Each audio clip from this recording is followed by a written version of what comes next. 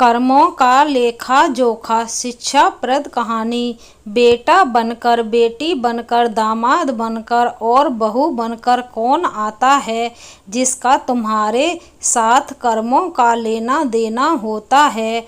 लेना देना नहीं होगा तो नहीं आएगा। एक फौजी था, उसके माँ बाप नहीं थे, शादी नहीं की, बच्चे नहीं, भाई नहीं, बहन नहीं, अकेला ही कमा कमा के फौज में जमा करता जा रहा था।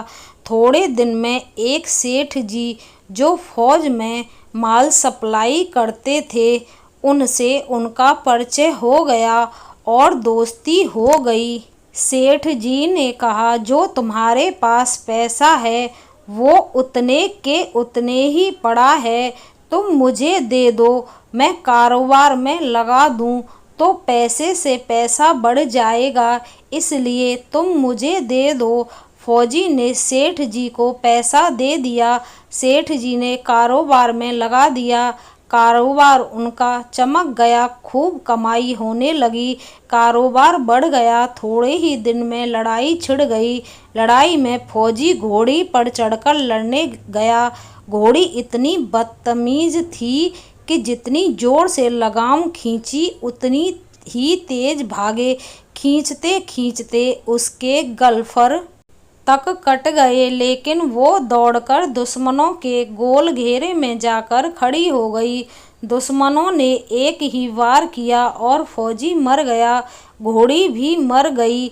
अब सेठ जी को मालूम हुआ कि फौजी मर गया तो सेठ जी बहुत खुश हुए कि उसका कोई वारिस तो है नहीं। अब ये पैसा किसी को नहीं देना पड़ेगा। अब मेरे पास पैसा भी हो गया, कारोबार भी चमक गया, लेने वाला भी नहीं रहा। तो सेठ जी बहुत खुश हुए। कुछ ही दिन बाद सेठ जी के घर में लड़का पैदा हो गया। अब सेठ जी और खुश कि भगवान की बड़ी दया है, खूब पैसा भी हो गया, कारोबार भी हो गया, लड़का भी हो गया, लेने वाला भी मर गया। सेठ जी बहुत खुश हुए। वो लड़का होशियार था, पढ़ने में समझदार था। सेठ जी ने उसे पढ़ाया लिखाया। जब वह पढ़ लिख कर बड़ा हो गया तो सोचा कि अब ये कारोबार संभाल लेगा, चलो अब इसकी शादी कर दें। शादी करते ही घर में बहू रानी आ गई। अब उसने सोचा कि चलो बच्चे की शादी हो गई, अब कारोबार संभाल लेगा, लेकिन कुछ दिन में बच्चे की तबीयत खराब हो गई। अब सेठ जी डॉक्टर के पास, हकीम के पास, वैद्य के पास दौड़ रहे हैं। वैद्य जी जो भी दवा खिला रहे हैं वह दवा असर नहीं कर रही, बीमारी बढ़ती ही जा रही है, पैसा बर्बाद हो रहा है। और लेकिन आज डॉक्टरों ने जवाब दे दिया, अब ये बचेगा नहीं, असाध्य रोग हो गया, लाइलाज मर्ज है, अब ले जाओ घर, 2 दिन में मर जाएगा। आदमी ने कहा, अरे सेठ जी, तुम क्यों दिल छोटा कर रहे हो? मेरे पड़ोस में वैद्य जी दवा देते हैं, 2 आने की पुड़िया खाकर मुर्दा भी उठकर खड़ा हो जाता है, जल्दी से तुम वैद्य जी की दवा ले आओ। सेठ जी दौड़कर गए, 2 आने की पुड़िया ले आए और पैसा दे दिया।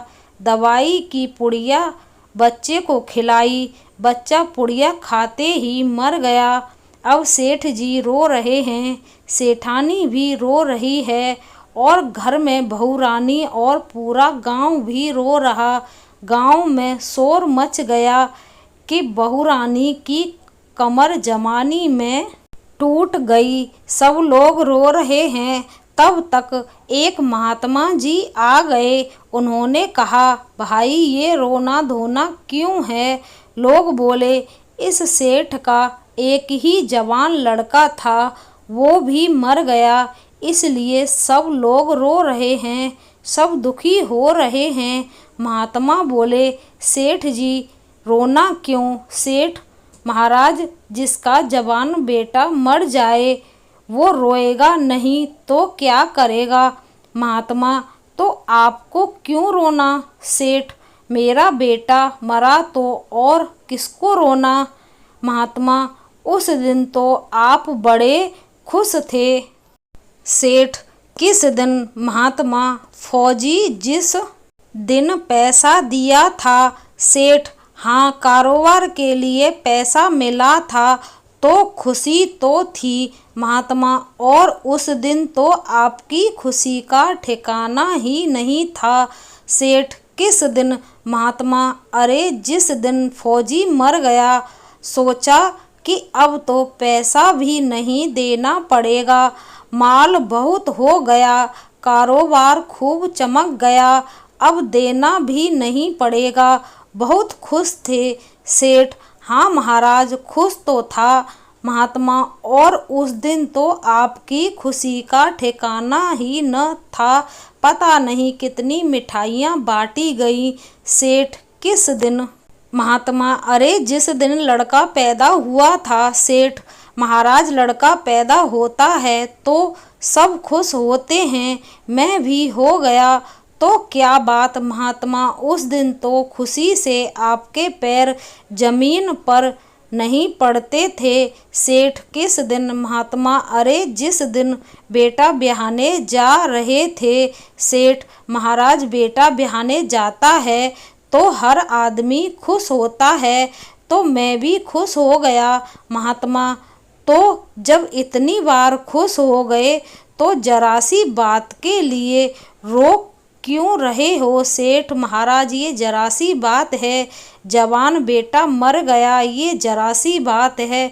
महात्मा, अरे सेठ जी, वही फौजी पैसा लेने के लिए बेटा बनकर आ गया, पढ़ने में, लिखने में, खाने में, पहनने में और शौक में, श्रृंगार में जितना लगाना था लगाया, शादी ब्याह में सब लग गया और ब्याज दर ब्याज लगाकर डॉक्टरों को दिलवा दिया।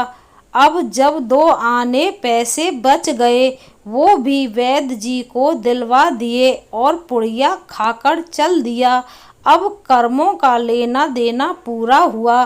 सेठ जी ने कहा, हमारे साथ तो कर्मों का लेन देन था, चलो हमारे साथ तो जो हुआ सो हुआ, लेकिन वो जवान बहू रानी घर में रो रही है। जवानी में उसको धोखा देकर विधवा बनाकर चला गया, उसका क्या जुर्म था कि उसके साथ ऐसा गुनाह किया? महात्मा बोले, यह वही घोड़ी है जिसने जवानी में उसको धोखा दिया, इसने भी जवानी में उसको धोखा दे दिया। यही कहानी हम सभी की है, जो हमने बोया था वही हमें मिल रहा है, इसलिए किसी को दोष मत देना, दोषी मत देखना, हमारा ही स्वयं का दोष है। इंद्रियों की हर क्रिया में और मन के विकल्पों के बहते प्रभाव के काल में उसके मात्र ज्ञाता दृष्टा रहकर अपने स्वभाव में रहने का पुरुषार्थ करना ही हमारा एकमात्र कर्तव्य है। आगम, वेद, शास्त्र व पुराणों के साथ साथ सभी साधु संतों का कहना है कि यह संसार कर्मों का लेखा जोखा है। इसमें जो जीव चैतन्य आत्मा के स्वयं के स्वरूप स्वभाव को जान लेगा वो समझदारी से भवसागर पार हो जाएगा। दोस्तों, यह वीडियो आपको पसंद आई हो तो प्लीज़ लाइक, शेयर, कमेंट करना। धन्यवाद।